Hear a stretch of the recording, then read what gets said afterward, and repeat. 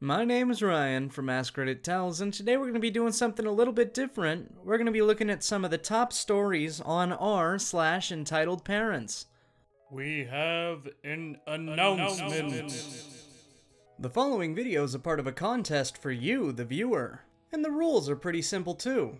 All you've got to do is watch the video till the end, leave a like, and then leave a comment under the video.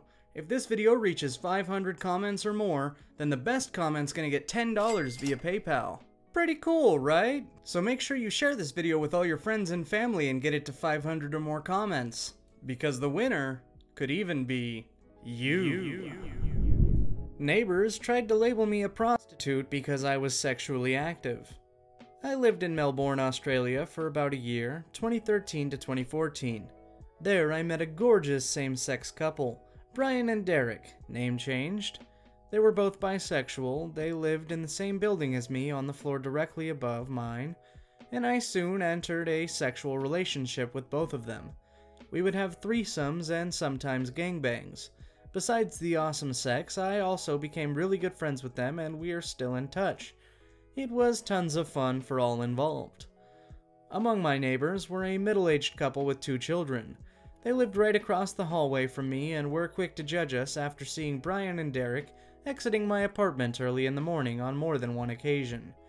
The woman Karen asked me in the elevator what I was doing with those 2 gays. I politely told her that it was none of her business.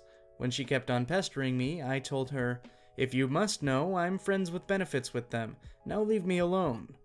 I still remember the look of shock on her face. I don't think she expected me to reply so brazenly.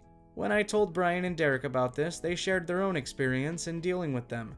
This couple was rather homophobic too and tried to talk to the property manager about the gays moving into the building with families and children. They were told the F off of these guys in the elevator were with them or ran into them in the parking lot. The husband, let's call him Todd, would stand between him and his kids while giving Brian and or Derek angry looks. Must have been trying to prevent their kids from catching the gay, lol. In the weeks that followed, the entitled couple continued to give me the stink eye, and every time they saw me, I just smiled back at them sweetly, which that pissed them off even more. On one occasion, their teenage daughter said good morning to me and tried to make small talk, before her mother dragged her away by the arm, while berating her for talking to that woman. Interestingly, their kids seemed to be well behaved and nice. I truly felt sorry for them. My next door neighbors, another couple with kids whom I got along with very well, later told me that EM had tried to get them to file a noise complaint against me. According to EM's logic, since I shared a wall with that family, they could probably hear all the ungodly noises coming from my apartment, and they should complain in order to protect their children.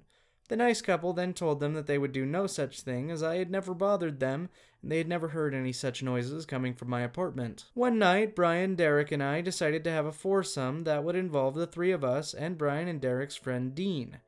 The next morning, Dean asked if he could come back to my place with me. As it was a Sunday morning and Dean was hotter than hell, I agreed. As he and I were walking down the hallway to my place, Karen was just getting out of hers. She saw Dean and I smiling and talking, and his arm around my waist being approached me, and asked angrily if I was being a whore and selling my body.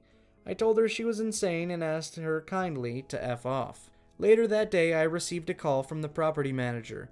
She wanted to let me know that Karen and Todd had complained that I was a prostitute, and that it was dangerous for their children to be in the same building as me. They told her in great detail about how I was bringing home different men. The property manager had gotten to know Brian and Derek quite well, and had an inkling that I was friends with them, so she contacted them and they told her all about the EP's crazy behavior and accusations, and that the man they had seen me with was a mutual friend. There was no prostitution going on. The property manager dissuaded EP from filing any sort of false complaint against me, as it could cause a world of trouble for them. I thanked that kind lady and had a good chuckle over it all with Brian and Derek. The blatant harassment from Karen and Todd had stopped, but of course, the hateful looks continued. On the occasion that we were in the elevator together, Karen tried to make a pathetic attempt at shaming me by condescendingly asking if I was going to have any men over that night. What she didn't realize is that the shame about my promiscuity is something I'm entirely incapable of feeling. I proceeded to tell her in great detail about all of the sex acts I was going to engage in that evening. I mean, she's the one who asked, right? After this fun little interaction, she and her husband avoided me completely. Good times! Entitled mom begs bride to be less happy on her wedding day. So let me preface this saying that this is my mom's story, not mine. I don't know all the details because I know it's a painful memory and I don't want to make her relive it. The characters will be MM, my mom, EM, entitled mom, ES, entitled sister, and MD, my dad. My mom is the youngest of two girls. She and my dad went to high school together but didn't start dating until they were both in college. It was a chance meeting that they ran into each other in a bar. Cute story, happily married and in love 23 years later. So the day of the wedding comes. My mom's getting ready with her bridesmaids. She's marrying the guy she had a crush on since high school. She has her perfect venue and she's wearing her grandmother's, my great-grandmother's dress. Everything's going absolutely perfect until my aunt starts crying. My mom tried to comfort her because she's the most selfless woman in the world. Even though she was getting married in mere hours, she was focused on her sister. A little while later, after my aunt ran off, my grandmother pulled my mom aside. Like I said, I don't know every detail, but the conversation went something like this. EM: Hey MM, you're really making ES upset. MM: Confused? What did I do?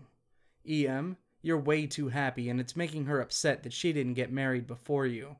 MM: Pardon me? EM: Can you just be a little less happy? My mom was in shock. There was supposed to be the happiest day of her life, and here her mother was telling her to be less happy, and so her sister didn't get butthurt. My mom's whole life, she was always told to set her accomplishments aside, so her sister felt special too. When she was younger, she was told by her parents she would never go to college because she had a hard time in school, dyslexia and ADD before professional help was available. My mom defied all odds and graduated with a master's degree. Can you guess who got all of the glory for graduating from college? You guessed it, my aunt. And on this day, my mom wasn't having it. MM: Look, Mom, I'm sorry that ES is upset, but today is about me and MD. We're happy and I'm not going to hide that or pretend that I'm not just so ES won't be sad. Today's the happiest day of my life, and I'm not giving that up for anyone. My grandmother shut up after that. She did give my mother a disapproving look though. I don't even need to have to be there to see it. My mom still gets them all the time. After that, the wedding was perfect. My mother still talks about it with stars in her eyes. Now my mother still has to deal with the crap sometimes, but she also has my dad and us kids, 2 of us are adults now, to help stand up for her. She's very happy, and I'm super glad she stood up for herself. There are a few stories like this that I know of, but this one makes me the saddest. I'm just glad she didn't let it ruin her wedding day. Edit: I told my mom about all the support she got on this post and how many upvotes it has, and she got so happy, joking that she was Reddit famous, and was overjoyed that everyone was so kind. And on that day, justice was served. EM demands my drink for her kid. Gets mad when she finds out I spoke the truth about it being alcoholic. Now, for a bit of context, last weekend was Liberation Day in Holland, and many cities were looking to have festivals to celebrate. Most of these festivals have free entrance, so they tend to crack down on people bringing their own food and drinks. To increase profits from beverage sales, a mate of mine lives within the area and where the festival is taking place though, so usually we drop our booze at his place and retrieve it during the festival.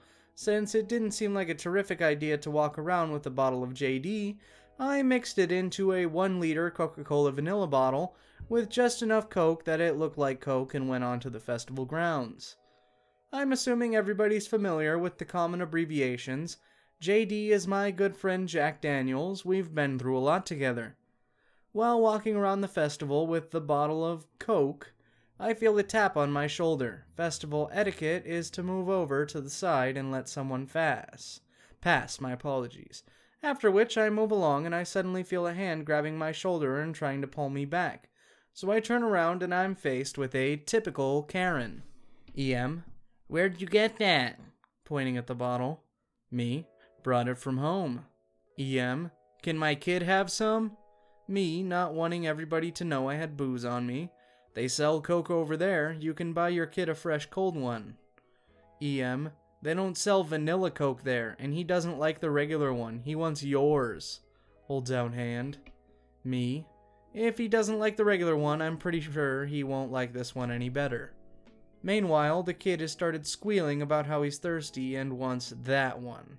And EM starts giving me a demanding stare.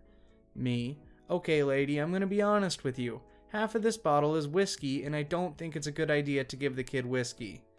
EM, you're lying. You just made that up so you wouldn't have to share with my baby. Now give it to me. While I kinda shrug and turn away in an attempt to disappear into the crowd, the kid grabs the bottle with both hands and wrenches it from my hand and makes a run for it. His mom in tow. I follow them and I find them just in time to see the kid take a few massive swigs from the bottle, after which he starts violently throwing up almost immediately. Figuring the best move for me would be to not further pursue the now vomit-covered bottle of Jack and Coke, I decide to head over to my mates and mix a new one. I'm passing. I throw EM a told you and make my way into the crowds. Within seconds, EM charges me and starts attempting to take a swing at me. You poisoned my baby! Security! We are separated by bystanders and a stall holder gets security, which questions both me and the entitled mother. EM, he gave my baby this bottle of poison and told him it was Coke. I want him arrested. Sir, what's in this bottle? Me, a pre-mixed whiskey and Coke, somewhat on the generous side with the whiskey. S, and why did you give that to a kid, sir? Me, I didn't, sir.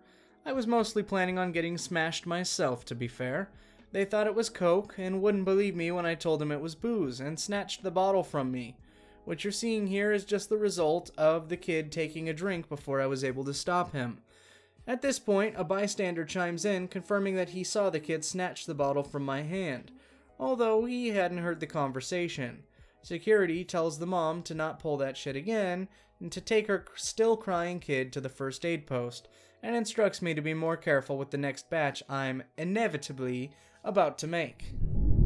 And with that, we are here at the very end of the first episode of r/Entitled Parent Stories. If you liked it, I would really appreciate it if you let me know down in the comments what other subreddits you'd like the channel to check out. As always, my name's Ryan from Askreddit Tells, and I look forward to seeing you in the next video.